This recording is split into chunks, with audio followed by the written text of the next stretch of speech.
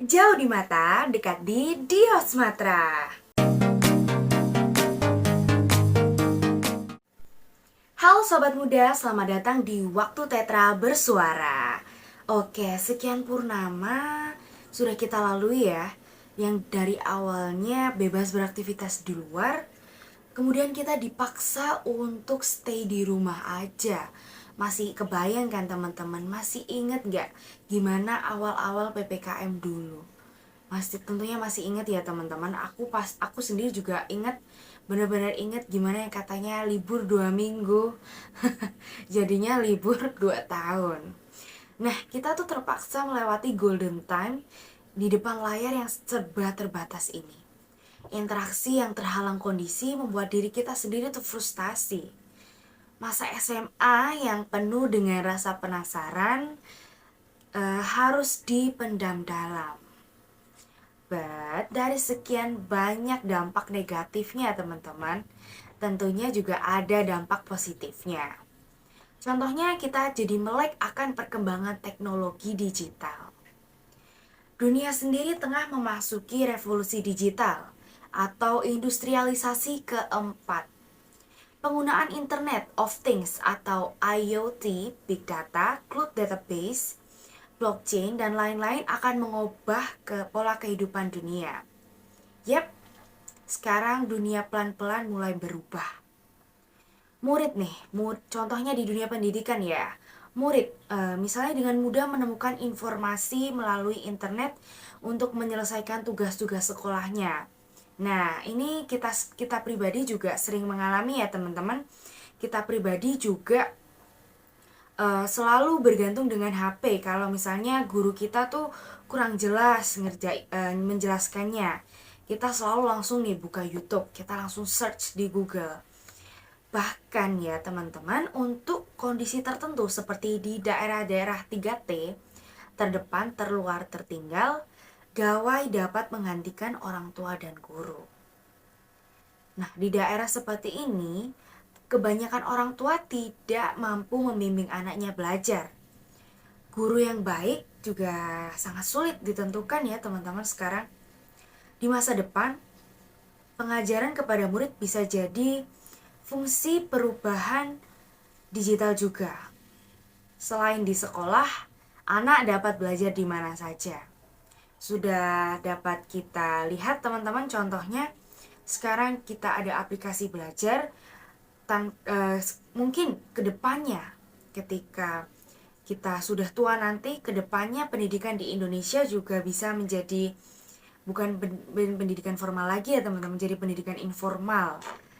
Nah, kemudian next kita akan bahas dulu ketika sekolah daring ya teman-teman. Dampak apa sih yang berdampak pada diri kita? Ketika sekolah mulai dilaksanakan secara daring, aku pribadi bukan orang yang paham banget tentang teknologi. Yang awalnya nggak tahu cara pakai laptop yang proper, jadi tahu kalau laptop tuh bisa dipakai ini itu. Di balik tugas-tugas video yang kita pernah lakukan, ya cukup menyiksa teman-teman. Memang aku akui itu cukup menyiksa. Tapi di balik itu semua pasti ada manfaatnya kok. Sobat muda juga ngerasain nggak kalau skill kita tuh diasah dari tugas-tugas video itu? Aku pribadi ngerasa teman-teman. Masih ingat banget gimana gapteknya aku, gimana bener-bener kebingungannya aku cara edit video itu gimana tuh aku nggak tahu teman-teman. Cara pakai fitur-fitur aplikasi-aplikasi itu aku bener-bener nggak tahu. Tetapi karena adanya tugas-tugas video, aku jadi tahu, aku jadi belajar hal baru tentang aplikasi atau teknologi digital ini. Selain itu juga aku juga mulai bisa belajar membuat CV, membuat banyak hal ya teman-teman, menguasai hal-hal baru seperti Microsoft Word, Microsoft PowerPoint, dan Microsoft Excel. Yang mana itu berguna untuk kehidupan kita ke depannya ya teman-teman. Nah, yang bikin aku bersyukur kesekian kalinya teman-teman, di sekolah juga memberikan mata pelajaran TIK. Dimana nggak semua sekolah itu dapat Adanya mata pelajaran TIK ini merupakan salah satu upaya sekolah agar siswa-siswi memiliki kemampuan untuk menghadapi persaingan teknologi dunia. Nah, benar banget teman-teman. Selain aku belajar secara otodidak, belajar mandiri tentang basic skill untuk dunia perkuliahan besok, sekolah aku juga mengajarkan basic skillnya seperti menguasai Microsoft, menguasai Microsoft Excel, Microsoft PowerPoint, seperti itu dengan tugas-tugas yang diberikan oleh guru. Tentunya ke sekolah aku juga membimbing dengan baik teman-teman. Jadi ada tugas ketika itu membuat tugas undangan. Tugas undangan yang dibuat di Microsoft Excel. Microsoft Excel dulu, kemudian jadi Microsoft di share ke Microsoft Word. Dari sana aku belajar hal baru yang mana dulunya aku nggak bisa buat header, jadi bisa buat header atau bikin kop suratnya, dan itu bisa langsung bikin banyak teman-teman. Jadi ketika kita mau mengirim undangannya ke banyak orang, kita nggak perlu nulis namanya satu-satu ditujukan ke siapa, itu kita nggak perlu, kita langsung insert nama-namanya aja dan langsung jadi begitu. Kemudian gak lupa juga, ini pengalaman yang aku ingat sampai sekarang, bener-bener teringat, itu adalah programming. Aku belajar programming di kelas 10. Programmingnya menggunakan aplikasi Python, ya, programming Python. Itu kita bener-bener disuruh bikin kalkulator sederhana.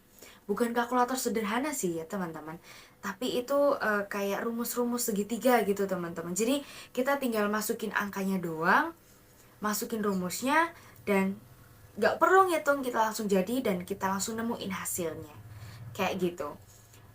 Itu ada rumus luas lingkaran, luas segitiga. Itu benar-benar sebuah gebrakan dan aku bersyukur banget bisa diajarin itu, karena gak semua SMA itu ya teman-teman, gak semua sekolah diajarkan seperti itu. Gak semua sekolah bisa mendapatkan pengalaman yang sama seperti aku. Nah, selain itu teman-teman, di sekolah aku juga itu ada ekstrakurikuler karya tulis ilmiah. Karya tulis ilmiah yang dimana itu bisa dilaksanakan secara online teman-teman. Nah, di karya tulis ilmiah ini juga ada pembelajaran membuat prototipe aplikasi. Prototipe aplikasi untuk membuat aplikasi, entah itu aplikasi pendidikan, aplikasi mengajar, seperti itu teman-teman. Dan di sekolah aku sendiri teman-teman itu sudah lolos di perlombaan, ajang perlombaan